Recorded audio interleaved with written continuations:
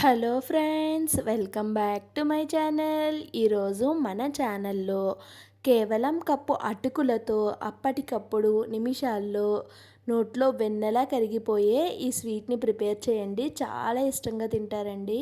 Process కూడా చాలా simple, చాలా తక్కువ ఖర్చులో హైజెనిక్గా ఒక మంచి స్వీట్ రెసిపీని అయితే ప్రిపేర్ చేసుకోవచ్చండి. మరి ఈ స్వీట్ రెసిపీని ఎలా ప్రిపేర్ చేసుకోవాలో వీడియోని స్కిప్ చేయకుండా చూసేయండి, మీకు అర్థమవుతుందండి. ఇప్పుడు ఒక బౌల్ తీసుకొని ఒక కప్పు మెజర్మెంట్తో ఇవి సుమారుగా ఒక పావు కేజీ వరకు ఉంటాయండి అటుకులు తీసుకున్నాను. అటుకుల్లో కాస్త డస్ట్ అనేది ఎక్కువగానే ఉంటుంది. కొంచెం వాటర్ పోసుకొని ఒకటికి రెండు సార్లు అయితే మనం ఇక్కడ చూడండి వాటర్ కలర్ ఎలా వస్తుంది కదా, వైట్గా వచ్చే వరకు వాటర్ అనేది ఒక 3 నుంచి 4 సార్లు అయినా శుభ్రంగా కడుక్కోవాలండి. కడుక్కున్న తర్వాత ఒక 2 టేబుల్ స్పూన్ల వరకు వాటర్ అయితే ఈ అటుకుల పైన ఇలా జల్లుకొని మూత పెట్టి ఒక 2 నిమిషాల పాటు పక్కన పెట్టుకోవాలి. ఈలోగా మనం షుగర్ సిరప్ని అయితే రెడీ చేసుకుందామండి. స్టవ్ వెలిగించి ఒక ప్యాన్ పెట్టి ఒక కప్పు అటుకులకి ఒక కప్పు పంచదార పడుతుందండి. ఒక కప్పు పంచదారకి హాఫ్ కప్పు వరకు నీళ్ళు అయితే వేసుకుంటున్నాను. ఒకవేళ మీకు పంచదార ఇష్టం లేదు అనుకుంటే, హెల్తీ కాదు అనుకుంటే మీరు బెల్లంతో కూడా చేసుకోవచ్చండి. సేమ్ క్వాంటిటీస్ యూస్ చేయొచ్చు. ఇప్పుడు పంచదార మొత్తం కరిగిన తర్వాత దీంట్లోకి మంచి ఫ్లేవర్ కోసం కొంచెం యాలకుల పొడి వేసుకున్నాను. యాలకుల పొడి వేసిన తర్వాత 1-2 నిమిషాలు బాగా మరిగనివ్వాలి. మరిగిన తర్వాత ఇలాగ జస్ట్ పాకం చూస్తే స్టిక్కీగా చేతికి తీగలా తగులుతూ ఉంటే సరిపోతుంది. స్టవ్ ఆఫ్ చేసి పాకాన్ని పక్కన పెట్టేసుకోవాలి. ఇప్పుడు ముందుగా నానబెట్టుకున్న అటుకులు చూడండి మెత్తగా నానిపోయినాయి కదా. అప్పుడు వీటిని ఒక మిక్సీ జార్లోకి అయితే ట్రాన్స్ఫర్ చేసుకుంటున్నాను.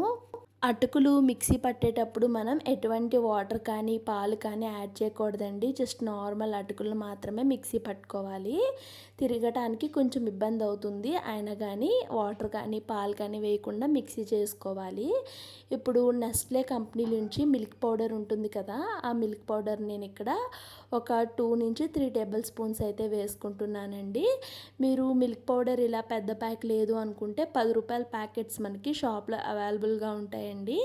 అవి ఒక 2 ప్యాకెట్స్ తీసుకొచ్చి వేసుకోవచ్చు. ఇక్కడ నేను డ్రై కోకోనట్ పౌడర్ ఒక 2 టేబుల్ స్పూన్లు వేస్తున్నాను. మీ దగ్గర ఇలా డ్రై కోకోనట్ పౌడర్ లేనట్టయితే పచ్చి కొబ్బరిని కూడా తురుముకొని వేసుకోవచ్చండి. హాఫ్ టేబుల్ స్పూన్ వరకు బేకింగ్ పౌడర్, కేక్స్లో వాడుతూ ఉంటాం కదా, ఆ బేకింగ్ పౌడర్ వేసి ఇక పాలు కానీ నీళ్లు కానీ ఏమీ వేయకుండా ఒక 5 నిమిషాల పాటు కలుపుకోవాలండి. చూడండి పిండికి అటుకుల మిశ్రమానికి మనం వేసిన పాల పొడి ఇంకా కొబ్బరి పొడి మొత్తం కలిసేలాగా కలుపుకోవాలి. ఇప్పుడు కొంచెం కాచి చల్లార్చిన పాలను వేసుకుంటూ బాగా ఇలాగా కలుపుకోవాలి. ఒక 5 నిమిషాల పాటు అయినా స్మాష్ చేసుకోవాలండి. చూడండి ఇలా అయిన తర్వాత మనం చేతికి ఆయిల్ని అప్లై చేసుకొని చిన్న పిండి ముద్దను అయితే తీసుకొని రౌండ్గా బాల్లో అయితే చేసుకోవాలి. చేసుకొని మనం ఇలా సర్కిల్ షేప్లో చేసుకుందామండి. ఇక్కడ మీరు సరిగ్గా గమనించినట్టయితే క్రాక్స్ అనేవి వచ్చేస్తున్నాయి. అస్సలు క్రాక్స్ రాకూడదండి. ఇంకాస్త పిండిని అయితే బాగా కలుపుకోవాలి. ఇంకొక 2-3 నిమిషాల పాటు పిండిని అయితే బాగా కలుపుకున్న తర్వాత రౌండ్గా బాల్స్ చేసి వీటిని ఇలాగ కొంచెం ఒత్తుకున్నానండి. ఇలా చేసుకుంటే చాలా బాగుంటాయి, చక్కగా ఉంటాయి. ఆయిల్లో ఫ్రై అయినప్పుడు కూడా మంచి క్రాక్స్ ఏమీ లేకుండా మనం చేత్తో అడ్జస్ట్ చేసుకొని మంచిగా చేసుకోవాలి. ఇక్కడ ఇదే ప్రాసెస్లో నేను మొత్తం అన్నిటినీ కూడా ప్రిపేర్ చేసుకున్నానండి. చూడండి ఎక్కడ కూడా క్రాక్స్ లేవు. ఒకవేళ మీకు క్రాక్స్ వస్తున్నాయి అంటే మీరు పిండిని ఇంకాస్త బాగా కలుపుకుంటే సరిపోతుంది. ఇప్పుడు స్టవ్ వెలిగించి డీప్ ఫ్రై కోసం ఆయిల్ పెట్టుకోవాలి. ఆయిల్ అనేది మరీ ఎక్కువ హీటు అలాని మీ సిమ్లోని ఉండకూడదండి, మీడియం హీట్లోనే ఉండాలి. మీడియం హీట్లో ఫ్లేమ్ని పెట్టుకొని మనం ముందుగా ప్రిపేర్ చేసుకున్న వీటిని అయితే వేసేసుకోవాలి. మీరు తీసుకున్న ప్యాన్కి ఎన్నైతే పడతాయో అన్నిటిని వేసుకొని మనం నిదానంగా వీటిని ఫ్రై చేసుకోవాలి. ఒక సైడ్ కొంచెం కలర్ వచ్చిన తర్వాత ఇంకొక సైడ్కి అయితే టర్న్ చేసుకోవాలండి. ఇలా 2 సైడ్స్ టర్న్ చేసుకోవాలి. మీకు ఒక డౌట్ రావచ్చు, ఇవి చూడటానికి గట్టిగా ఉన్నాయి కదా, మరి షుగర్ సిరప్ని ఎలా అబ్జర్వ్ చేస్తాయి అనే డౌట్ అయితే మీకు రావచ్చండి. దానికి కూడా నేను క్లారిఫికేషన్ ఇస్తాను, పూర్తిగా వీడియోని చూడండి.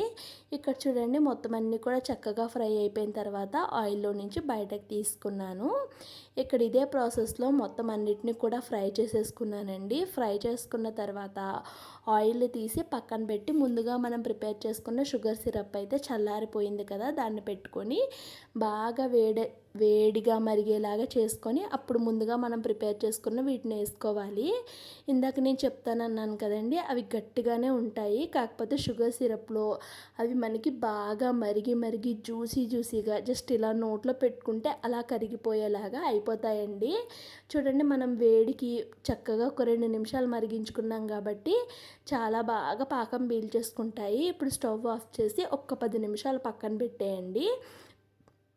10 నిమిషాల తర్వాత ఇక్కడ నేను మీకు తీసి చూపిస్తున్నాను చూడండి. చక్కగా పాకం అంతా కూడా ఇవి అబ్జర్వ్ చేసేసుకొని నోట్లో పెట్టుకుంటే ఇట్టే కరిగిపోతాయండి. అంత బాగున్నాయి.